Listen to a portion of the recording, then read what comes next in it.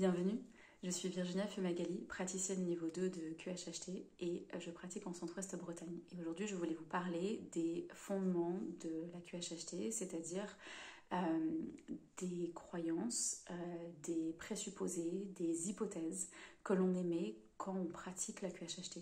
Donc sur quoi ça se base, quels sont les fondements, c'est ça que je vais vous parler aujourd'hui.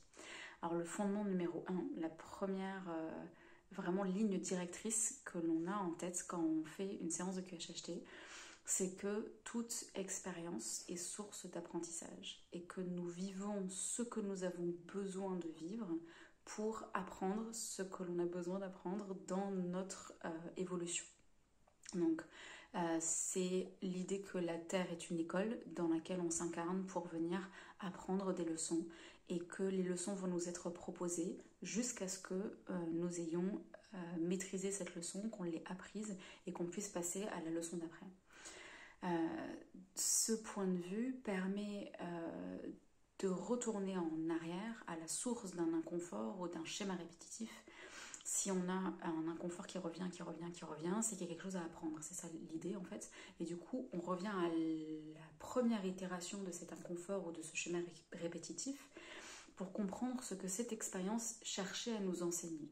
Et une fois qu'on a libéré cet enseignement, qu'on a revu cette expérience avec le point de vue d'un enseignement, de voir quelles étaient les émotions qui avaient été ancrées à ce moment-là et de pouvoir les libérer grâce à l'enseignement qui vient à nous sous état d'hypnose, quand on a accès à cette sagesse profonde qui est en chacun de nous. Donc cette idée que chaque expérience que l'on vit est source d'apprentissage et que si on engramme un inconfort, une émotion bloquée, etc., qui a des impacts potentiellement physiques à l'avenir ou psychologiques, émotionnels, etc., on y revient, on obtient la leçon, le but de cette expérience, on libère tout ce qui a été figé à ce moment-là et il n'y a pas de raison que l'expérience continue à se reproduire puisqu'on a appris la leçon et qu'on peut passer à celle d'après.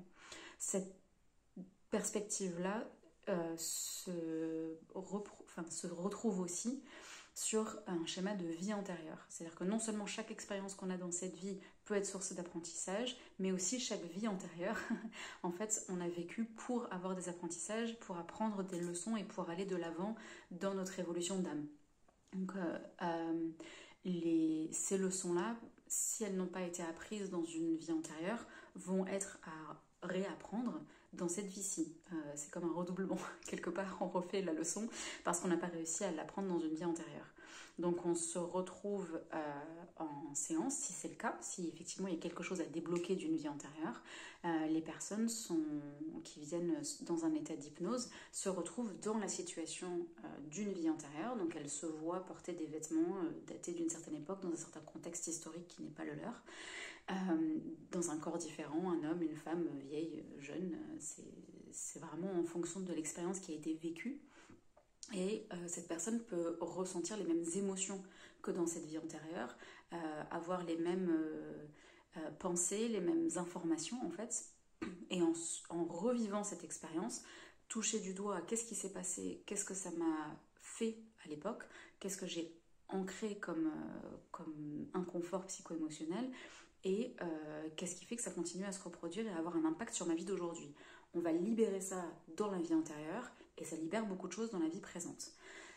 Et la plupart des séances que proposait Dolores Cannon étaient régressives, c'est-à-dire qu'on voyait la personne retourner en arrière dans sa vie présente pour libérer des inconforts de cette vie-ci ou dans une vie passée, et elle a accompagné énormément de personnes qui suivaient ce schéma-là de libération et d'apprentissage par rapport à cette vie ou des vies antérieures. Il y a d'autres possibilités de choses qui peuvent se vivre en séance. En séance, on peut aussi être amené à avoir des expériences qui sont basées sur d'autres fondements et sur d'autres croyances. Et c'est parce que Dolores Cannon a accompagné tellement de personnes qui ont eu des expériences similaires et que c'est reproduit avec tous les praticiens qui ont appris la technique, qui en accompagnement des personnes retrouvent ces mêmes schémas, qu'elle a développé les hypothèses que je vais maintenant vous présenter, qui sont qu'il n'y a pas des âmes qui s'incarnent que sur la Terre. Donc si la Terre est une planète de leçons, où on vient apprendre et où en s'incarnant on oublie qu'on a une âme qui vient s'incarner et apprendre, un peu comme quand on joue à un jeu vidéo, une partie de nous dirige le personnage de jeu vidéo. Le personnage de jeu vidéo n'a pas conscience qu'il est dirigé par un être humain qui est en train d'appuyer sur les manettes. Mais quand il meurt, la personne qui contrôle les marionnettes ne meurt pas. Elle a appris quelque chose du jeu qu'elle a joué en faisant le jeu vidéo, et grâce à ça, elle peut peut-être passer au niveau supérieur. C'est un peu la même idée qui est sous-jacente à cette notion que la Terre est un lieu d'apprentissage, où on vient s'incarner, on fait des leçons, on a appris la leçon, on passe à la leçon d'après, et en fait la mort n'est pas une interruption, c'est juste on a tiré ce qu'on avait pu de cette vie-là et on passe à une autre incarnation, à un autre personnage, pour pouvoir apprendre la prochaine leçon. Toujours est-il que notre âme continue à apprendre, continue à évoluer. Et notre âme continue à apprendre et à évoluer en même temps, car le temps n'a pas la même linéarité que ce que l'on pense, et il est possible pour une même âme de s'incarner à plusieurs moments différents, comme s'il y avait plusieurs jeux en œuvre en même temps qu'on arrivait à contrôler en multitaskant. Donc c'est pour montrer la puissance de la conscience en fait, qui est en œuvre quand on est incarné, on est en lien avec cette conscience supérieure, on appelle ça, qui elle peut s'incarner dans plein de consciences différentes. Moi ce que j'aime bien c'est l'image d'une boule qui reflète la lumière avec plein de petites facettes, et que cette boule, c'est très imagé évidemment, est une âme qui vit plein de petites vies différentes, chaque facette étant une vie que l'âme est en train de vivre. Et même s'il y a une linéarité ressentie sur cette planète, en fait il y a une simultanéité de toutes ces expériences-là. Et quand on part en transe régressive, des fois on se retrouve dans une vie future. Du coup, ça vient alimenter cette idée qu'on vit toutes les vies en même temps. Je sais que c'est bizarre à se représenter avec un cerveau d'humain qui est sur la linéarité temporelle. Toujours est-il que cette image pour moi d'une âme qui peut se concentrer sur une facette à la fois est très parlante. Et quand il y a quelque chose qui se passe sur une facette, ça a un impact sur l'âme, et ça a un impact du coup sur les autres facettes. Donc quand dans une facette, donc dans une vie, on libère quelque chose, on vient soigner quelque chose, ça a un impact sur toutes les autres parties, parce que ça vient donner un apprentissage, un enseignement, une leçon à l'âme. Et plus l'âme évolue, plus ça a un impact sur la façon dont elle vit ces facettes différentes. Cet apprentissage-là qui est fait sur Terre peut se faire sur d'autres dimensions, sur d'autres planètes, galaxies, notre niveau vibratoire, et il y a plein de dimensions différentes dans lesquelles on peut avoir une expérience. Donc c'est là où il n'y a pas que le terrestre, il y a donc aussi l'extraterrestre, donc le stellaire et toutes les autres dimensions que l'on peut imaginer quand on parle de galactique. Et il y a des personnes qui peuvent en séance QHHT se retrouver dans la conscience d'une dragonne, dans la conscience d'un être qui est arcturien, c'est pas évident à dire, dans la conscience d'un guide qui en fait n'a pas de corps physique, et un être de lumière, une conscience qui peut graviter autour par exemple de la Terre et venir accompagner les personnes qui sont incarnées en 3D, en 3 dimensions. On peut retourner à la source et avoir cette conscience de la lumière qui est en chacun de nous, et cette conscience de l'unicité et du fait d'être un avec tout. Toutes ces expériences-là peuvent être vécues en séance de QHHT. Et comme il y a énormément de gens qui vivent les mêmes expériences en séance et qui font les mêmes, qui en tirent les mêmes conclusions, qui en tirent les mêmes leçons, ça peut prêter à penser qu'il y a une réalité factuelle à la chose.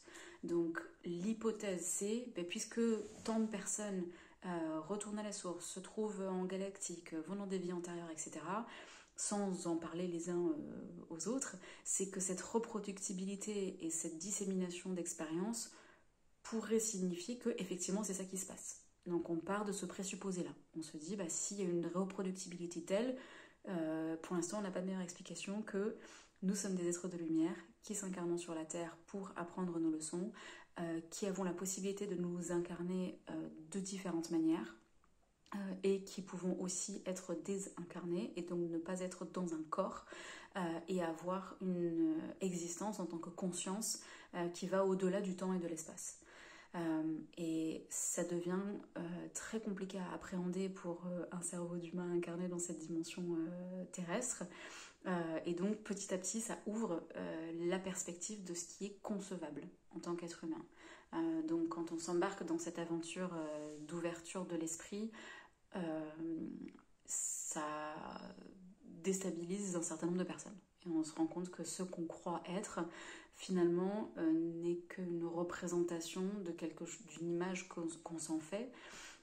Parce que si je vois mon enregistreur que j'utilise pour enregistrer les séances d'hypnose, parce qu'on est enregistré pour son souvenir et porter à la conscience ce que le subconscient a à nous dire, on voit un objet 3D, sauf qu'en fait, à travers l'espace et l'interstice qu'il y a entre les atomes qui composent cet objet, il y a le même vide qu'à travers moi, et que l'essence de cet objet, ce sont des particules en vibration, qui ont donc une vibration propre, qui vibrent, et ces atomes qui sont en vibration sont les atomes que j'ai moi qui sont en vibration, et la vibration de cet objet peut avoir une conscience.